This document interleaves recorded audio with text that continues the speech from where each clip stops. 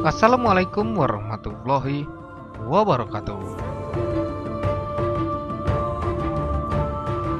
Pengepungan Antioquia terjadi dalam Perang Salib Pertama pada 1097 dan 1098.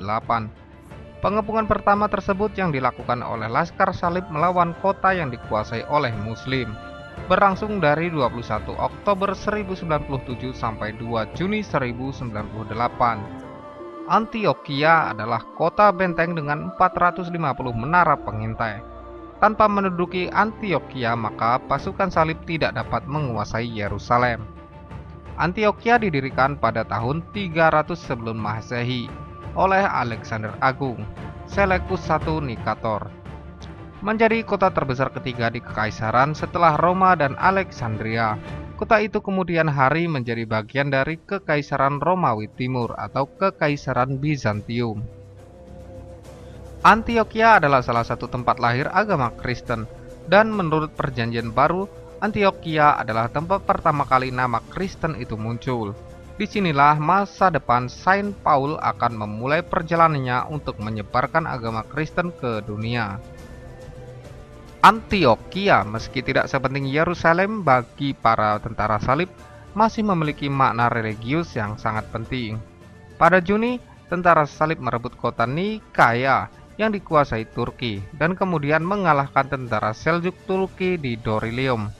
Dari sana mereka berbaris menuju Antioquia yang terletak di dekat Sungai Orontes di bawah Gunung Silpius dan memulai pengepungan selama 6 bulan. Muslim yang harus berhadapan dengan kelompok ini adalah bangsa Turki di Anatolia. Sultan Seljuk yaitu Kilich Arslan pada awalnya memenangkan beberapa kali pertempuran dengan pasukan salib pertama yang hendak menyeberang wilayahnya. Namun jumlah pasukan salib terlalu banyak sehingga mereka tidak mampu menghadapinya. Ketika pasukan salib pertama masuk Anatolia, mereka melakukan penjarahan di kawasan pedesaan untuk mendapat pasokan kebutuhan mereka, bahkan termasuk di wilayah yang dihuni mayoritas Kristen. Pasukan salib tiba di luar tembok kota pada 21 Oktober dan mulai pengepungan. Setelah menjarah sumber makanan di sekitar, pasukan salib terpaksa mencari pasokan makanan di tempat lain, sehingga memberi jalan untuk penyerangan pasukan Muslim.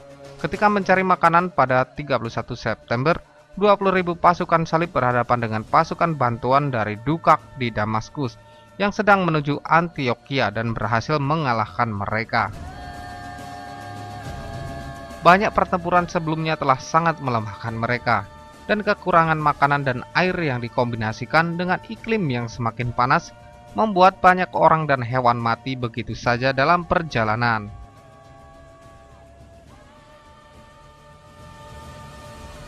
Kota tersebut dijaga oleh Amir Seljuk yaitu Yagisyan beserta 6.000 pasukannya. Normalnya 6.000 pasukan Turki melawan 30.000 pasukan salib jelas tidak seimbang. Namun kota ini hampir sulit untuk ditaklukkan. Kota ini dikelilingi oleh tembok-tembok terkuat di dunia, yaitu sungai, gunung, dan lembah yang sempurna untuk perlindungan dari penyerang. Kebuntuan pasukan salib berlanjut selama berbulan-bulan dan tentara salib terpaksa menunggu dan menanggung musim dingin. Bohemun dari Taranto bisa dibilang orang yang bertanggung jawab atas jatuhnya Antioquia pada tentara salib. Dia akan memimpin banyak kelompok pencari makan untuk menemukan persediaan bagi 30.000 tentara yang berkemah. Garnison pertahanan melancarkan banyak serangan terhadap kamp tentara salib dengan berbagai tingkat keberhasilan. Sementara tentara salib memukul balik mereka setiap kali. Itu sangat melemahkan moral mereka, dan mereka merasakan persediaan mereka yang semakin menipis. Pasukan bantuan kedua menuju Antioquia juga dikalahkan oleh tentara salib, yang pada saat itu semakin lapar dan putus asa. Kemudian mereka disuplai kembali melalui laut, tetapi persediaan ini dengan cepat menyusut. Namun jaringan mata-mata Bohemun telah menyusup ke kota dan dia berhasil meyakinkan salah satu garnison di sana, seorang Armenia bernama Firaus, untuk mengizinkan mereka masuk ke dalam kota.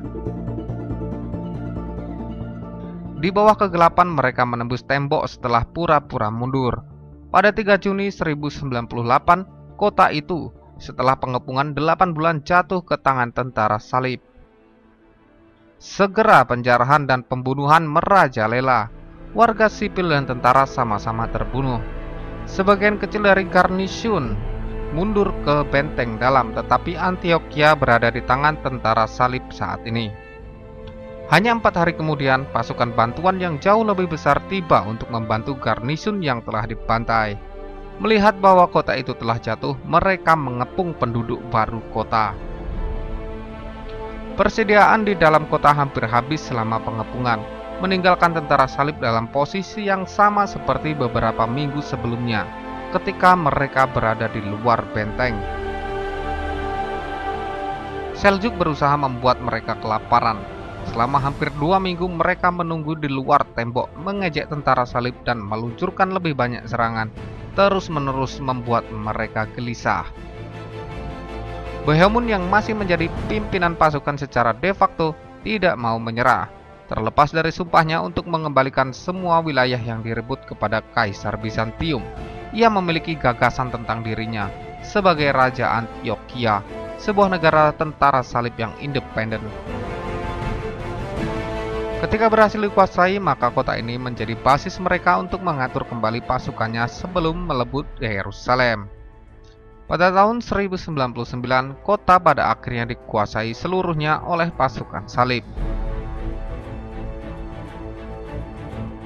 Setelah mereka berhasil merebut kota-kota di sepanjang rute menuju Yerusalem, mereka mendirikan 4 kerajaan di wilayah itu dan mengakhiri petualangan pasukan salib pertama.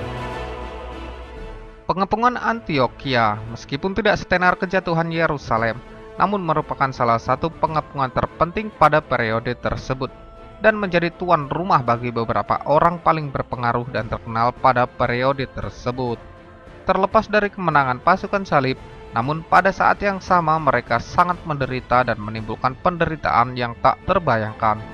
Namun, jalan menuju Yerusalem sekarang terbuka.